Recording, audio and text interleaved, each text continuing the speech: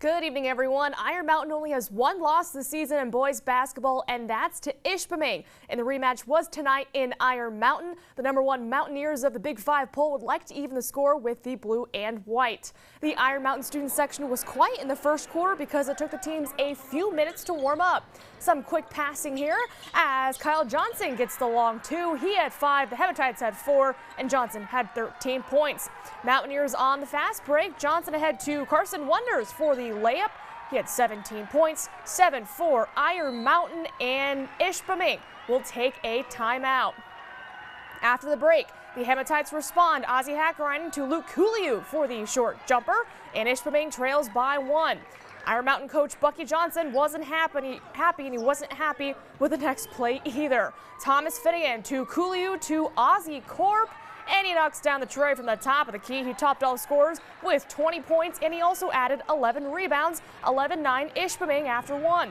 To the second, Thomas Finnegan hits the jumper over the outstretched 6'7" Jake Toman, 13-9 Hematites. Mountaineers come back. Brock Grenier, Kyle Johnson to Tanner Hootery. He knocks down the big 3.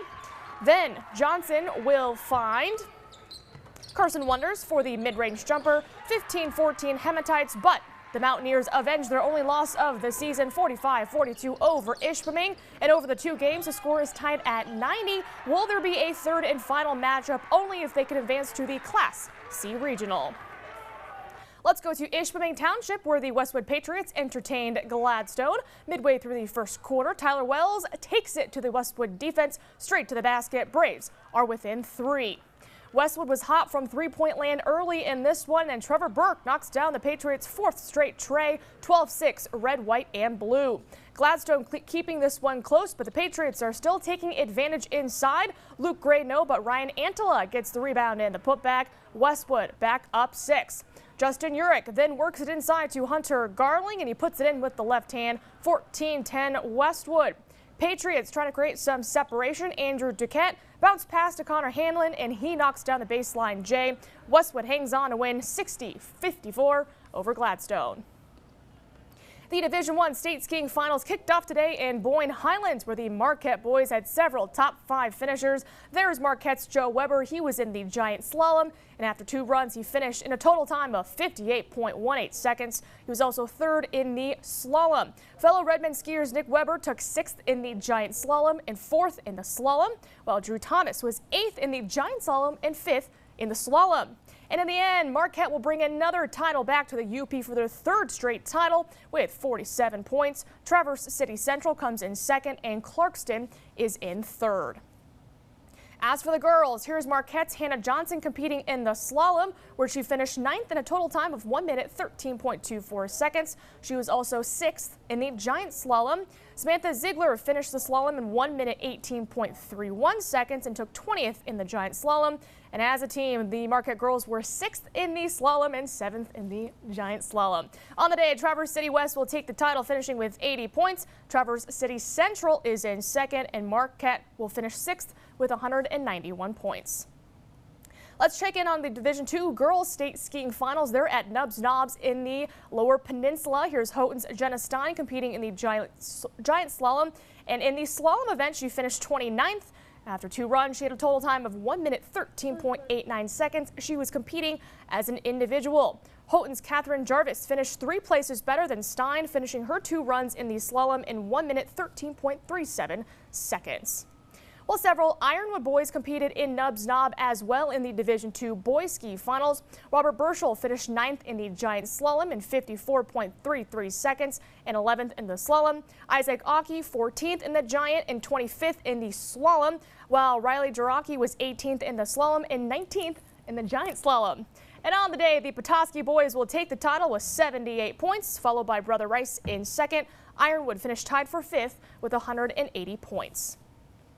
After a week off, the Michigan Tech Huskies hockey team is now 3rd in the standings, receiving 2 first-place votes. North Dakota and Minnesota State are first and second, along with Boston and Miami in the top 5. The Huskies will face the Mavericks in a matchup of the top 2 teams in the WCHA on the road this weekend. As for NMU, the Wildcats swept number 8 Bowling Green on the road, and as a result, Reed Suckle earned WCHA Offensive Player of the Week honors after contributing to 3 of the team's 4 goals in their Saturday win over the Falcons. Well, it's not every day that a Winter Olympian visits Iron Mountain, but on Saturday, spectators were treated to some great and talented ski jumpers. The Pine Mountain Continental Cup featured 55 ski jumpers from all different countries, and among them was Sochi gold medalist Andreas Wong from Germany. The 27-year-old took gold in the men's large hill team ski jumping competition last February in Sochi. And this weekend, he placed 4th in the morning competition, then came back to win the afternoon competition. His longest attempt happened to be 137 meters, or about 450 feet. And Vong talked about his experience in the Winter Olympics and his time competing on Pine Mountain. Yeah, it was a great pleasure for me, and I think also for the whole team, for the German ski team. And we worked so hard in the past, and so it was a great moment, and now we have a gold medal. Yeah, it's a really special competition here and a really special place, I think so. The hill has an old profile, and you have some wind on the front, and so that's really nice for a ski jumper. You have the fly, the feeling of a very nice fly. Vong competed on Pine Mountain about 4 years ago. This year he had attempts of 401, 428, and 441 feet.